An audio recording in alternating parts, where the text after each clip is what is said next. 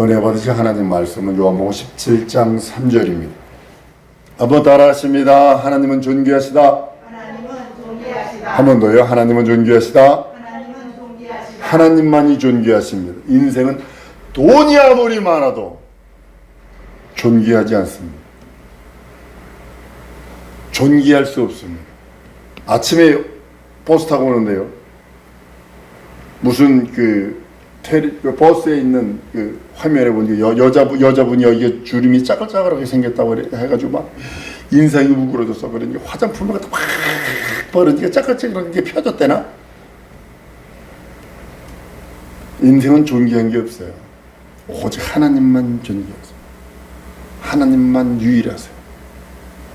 유일한 하나님이 아주 유사만 하나님이 아니라 하나님은 유일하신 하나님이십니다.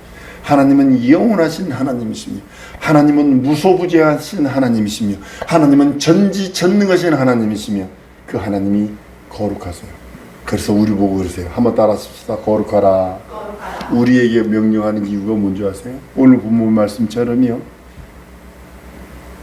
거룩해야 주의 얼굴을 배울 수 있어요. 거룩해요.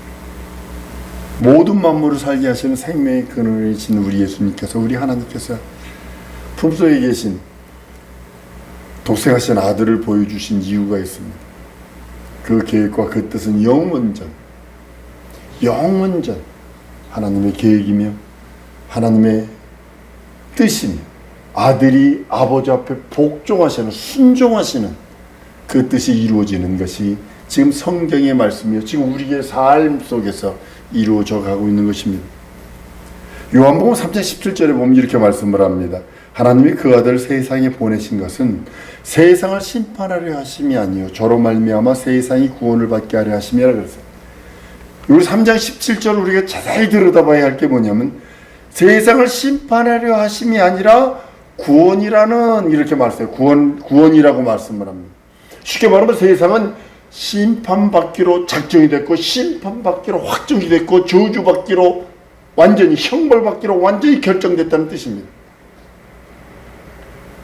여러분, 세상이 심판받게 하지 않게 하려 하고 구원이라 하는 소리는요, 심판이 있음을 알라라고 하나님께서 경고하시는 겁니다. 다른 말로는 심판받는 편에 서지 마라, 심판받는 자 마귀 편에 서지 마라 라는 말씀이기도 합니다. 만세전에 영원전에 인류를 사랑하시기로 하나님께서 작정하신 그 하나님의 작정하신 그 뜻, 그걸 하나님의 뜻이라고 말씀합니다. 민수기 23장 19절에 보면 하나님은 인생이 아니 시건치 아니하시고 인자가 아니시니 후회가 없으시도다. 어찌 그 말씀하신 바를 행치 아니하시며 하신 말씀을 실행치 아니하시리야 라고 말씀하셔서 여러분과 나에게 구원을 명령하시니 구원이 이루어지는 것, 속죄를 명령하여 속죄가 이루어지는 것이고 아들을 줘서라도 우리를 죄 용서하시고 구원하시는 하나님의 언약입니다. 하나님이 못하시는 것이 두 가지가 있습니다. 하나님이라도 못하시는 게 있어요. 그게 뭐냐면 첫 번째 히브리서 6장 17절에 가보면 이렇게 말합니다. 하나님은 약속을 기업으로 받은 자에게, 한번 따라했습니다. 나는 하나님의 말씀을 기업으로 받았다. 자, 이제 잘 들으세요. 히브리서 6장 17절은 하나님은 약속을 기업으로 받은 자에게 그 뜻을 변치 아니함을 충분히 나타내게 하시려고 그 일을 맹세로 보증하셨다고 그래요. 그 뜻을 변치 않으세요. 쉽게 말하면 그 뜻한 것을 내가 너에게 축복하마, 이 축복을 변치 않는다는 거예요. 내가 너를 거룩하게 하마, 이 거룩을 변치 않는다는 거예요. 그 대신 전제 조건이 뭐냐면 그 앞에 하나님의 말씀을 약속으로 받은 자에게만 그것이 이루어진다는 겁니다. 두 번째는요, 18절에 가면 6장 18절에 가보면 이는 하나님이 거짓말을 하실 수 없는 이 두 가지 변치 못할 사실을 인하여 앞에 있는 소망을 얻으려고 피하여 가는 우리로 큰 안위를 받게 하려 하심이라. 하나님이 못하신 게 두 가지인데 뭐냐면 정하신 뜻을 변치 않으세요. 또 하나는 거짓말을 못하세요. 그렇기 때문에 우리가 그 말씀 안에 있을 때 그 말씀으로 내게 하신 말씀, 축복하시는 말씀, 후사라는 말씀, 영원한 영생이라고 하는 말씀, 하나님의 자녀라는 말씀 변치 않으세요. 거짓말을 안 하세요. 근데 그 소망이 있대요. 18절 끝절에 보면요, 앞에 있는 소망을 얻으려고 가는 거예요. 여러분과 나에게 꿈은 뭐냐면 이 땅에서요 진짜 지질이 가난하게 살잖아. 지금 솔직한 얘기로 나부터 물질이 없잖아요. 그렇지만 풍요해요. 왜냐면 믿음이 있으니까. 근데 소망이 있어요. 하늘나라에 소망이 있어요. 만세전에 영원전에 하나님께서는 인류를 귀하게 여기시고 작정하셨어요. 가장 귀한 게 여러분 뭐라고 생각을 하세요? 한번 따라하십니다. 하나님의 뜻 안에 하나님의 뜻 안에 내가 있다. 내가 있다. 가장 귀한 겁니다. 하나님의 뜻 안에 내가 있다는 거예요. 그 대신 하나님의 약속 안에 있지 않으면 안 돼요. 그건 마귀의 도구. 약속 안에 있으면 마귀의 도구가 되어버리니까. 에베소 1장 4절을 보면 곧 창세전에 그리스도 안에서 우리를 택하사 우리로 사랑 안에서 그 앞에 거룩하고 흠없게 하려 하신다 그랬어요.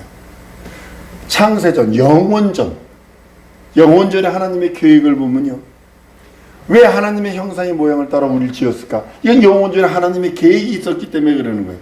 우리를 사랑하시기로, 우리를 귀히 여기시기로 영원전에 작정하셨기 때문에. 왜냐하면 아들이 귀하고 아들이 사랑스럽기 때문이에요. 우리가 사랑스럽고 우리가 귀해서 그런 것이 아니라 아들이 귀하고 아들이 죽음을 맛봐야 하고 아들이 이 땅에 오셔서 낮아지고 더 낮아져야 되는 종의 형상으로 입고 오셔야겠기 때문에 그 하나님의 형상의 모양을 따라 사람을 지으시고 인류를 사랑하시기로 작정하셨어요. 왜냐하면 아들 때문에.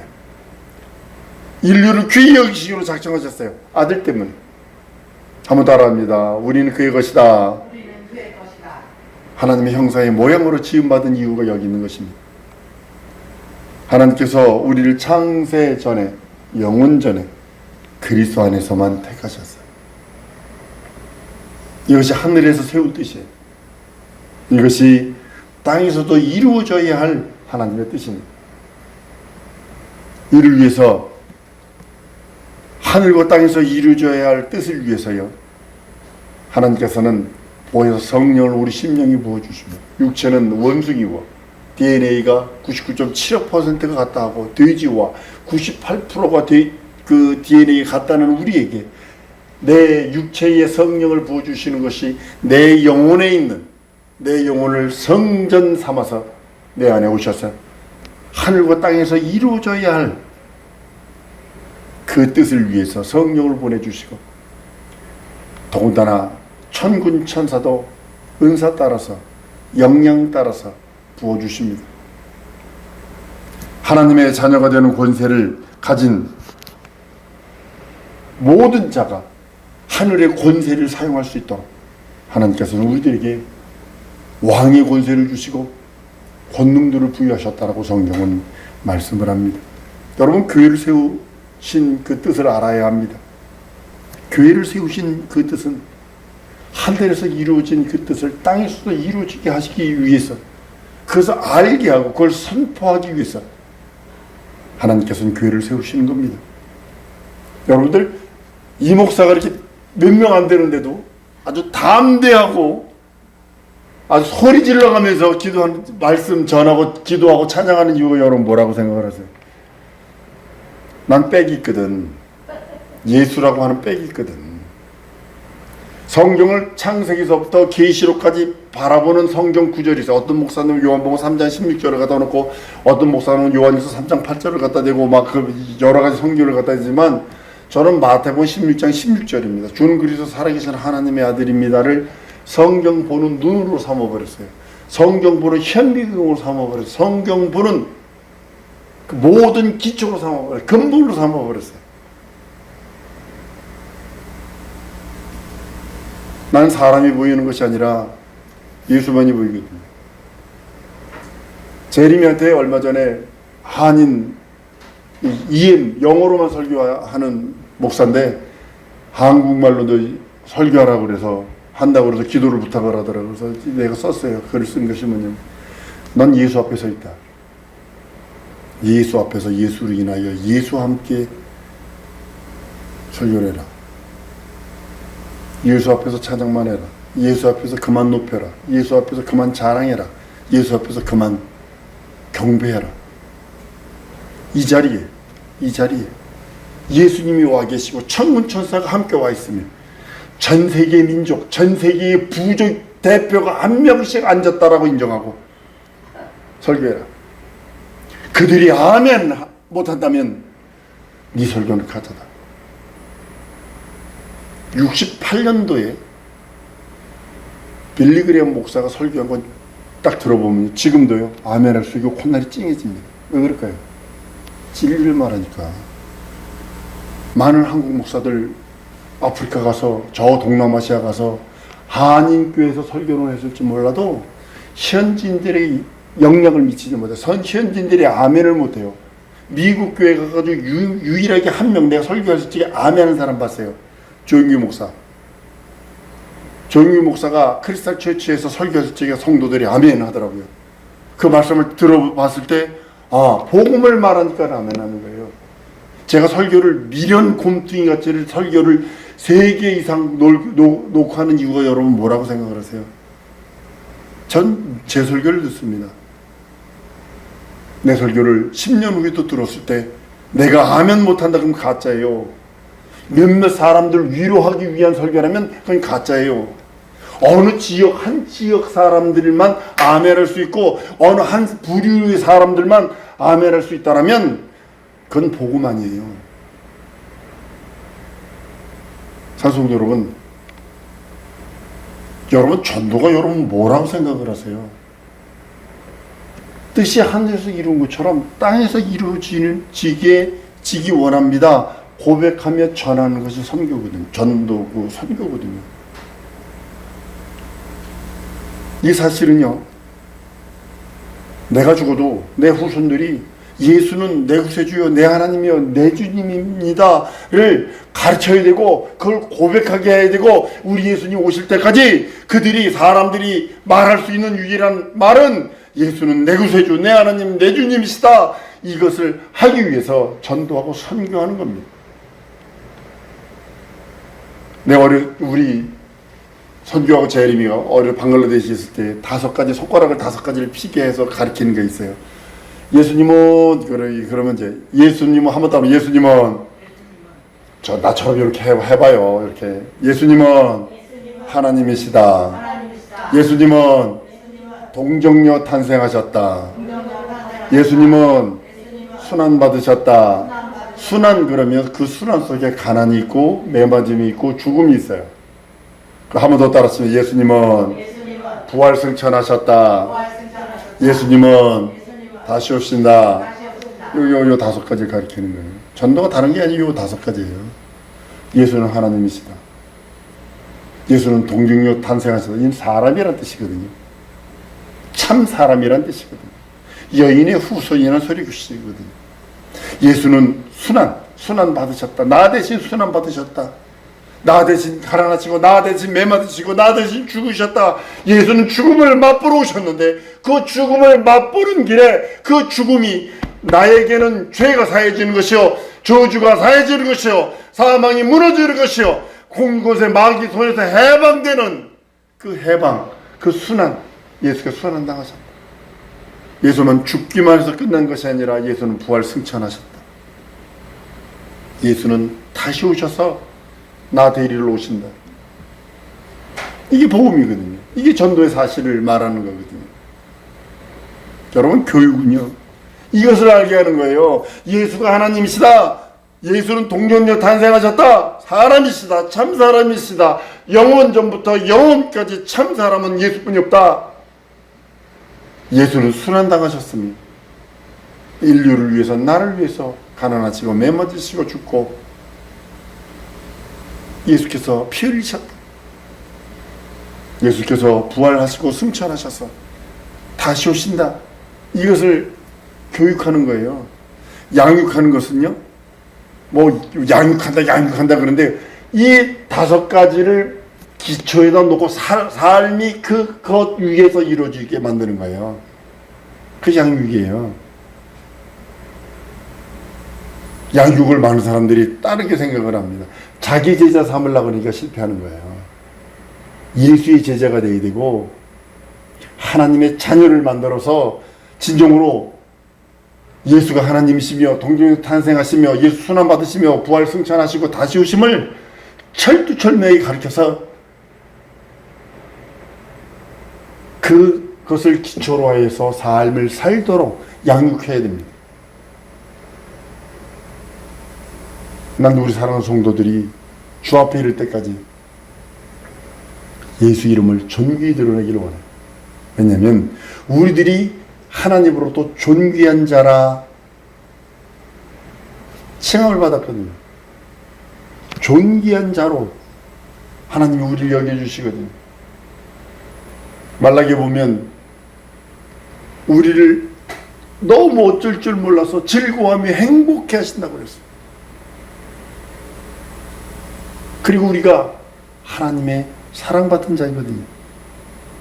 여러분, 하나님의 사랑받는다고 내 육체가 사랑받는 건요, 전 방글라데시 살아봐서 알아요.